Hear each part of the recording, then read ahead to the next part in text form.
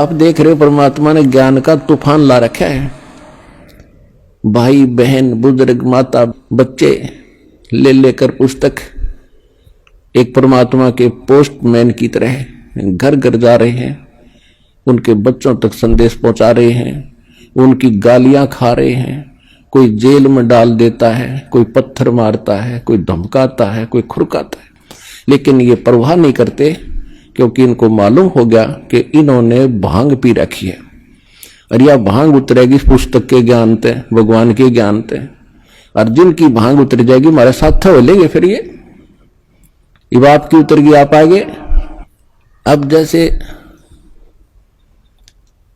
इस दास की ड्यूटी परमात्मा ने जहां से शुरू किया, मेरे स्वयं घर वाले भी नहीं मानने को तैयार थे, लेकिन मुझे विश्वास दृढ़ हो लिया था। और फिर ये ऐसे समाज के अंदर प्रवेश करना, अब मुझे फिर एक सीन याद आया करता रह के। एक बार ये दास मेडिकल में गया था किसी रिश्तेदार को मिलने के लिए, इस ज्ञान प्राप्ति से पहले। तो वहां मेडिकल रोहतक के अंदर एक 13 नंबर वार्ड है, उसमें मेंटल वार्ड है। वो डॉक्टर उन मेंटल व्यक्तियों का इलाज कर रहे थे और वो उनको गाली दे रहा था, मैं तेरा जमाई हूं। डॉक्टर कह रहा था हाँ जी ठीक है, हाँ जी ठीक है। उसका गिरबान पकड़ लिया डॉक्टर का, 2-3 ने छुड़वाया, बैठ जा। और फिर भी उनका ट्रीटमेंट कर रहे थे। और जब वो उन ट्रीटमेंट ठीक हो गया, वो स्वस्थ माइंड हो गया, फिर वही यूं कह रहे थे, डॉक्टर साहब नमस्ते। तो दास की ड्यूटी इस पागल वार्ड में ला रखी है। अब जिस भी गांव नगर में गया, दास ने यो ज्ञान सुनाया, नुका मारो डले, यू कहां से आ गया है, देवता नहीं पूजन देता, हमारे श्राद्धों को भी मना करता है, पत्थर मारो, ये करो। और अब जब उनको ज्ञान हुआ, जब तो मुझे गाली दे रहे थे और अब कहते हैं सत्साहिब गुरुजी, सत्साहिब गुरुजी, निहाल कर दिए, जीवन नाश हो गया था।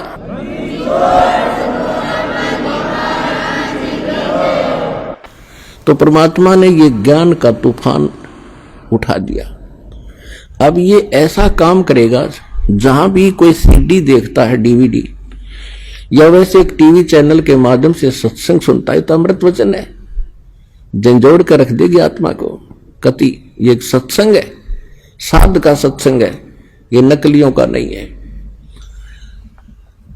और या कोई पुस्तक पढ़ते हैं, जब पुस्तक पढ़ेगी आत्मा, मन चाहे कितनी बकवाद करो, आत्मा हृदय से मानेगी कि ज्ञान ये है और अवश्य कहेगी कबीर भगवान है। और चाहे वो कहीं फंसा पड़ा किसी भी ग्रुप में, किसी संत के पास या किसी पंथ में या किसी धर्म मजहब में, जब आत्मा सच्चे दिल से मालिक ने अवश्य पुकारेगी, जब इस ज्ञान को सुनेगी कि हे परमात्मा, हे कबीर जी, दया करिए अपने आत्मा पे। यानी वो निकल नहीं सकता वहां से, लेकिन फिर पुकार दिया हृदय से, तो उसी दिन परमात्मा ने कह दिया ये मेरा हो लिया।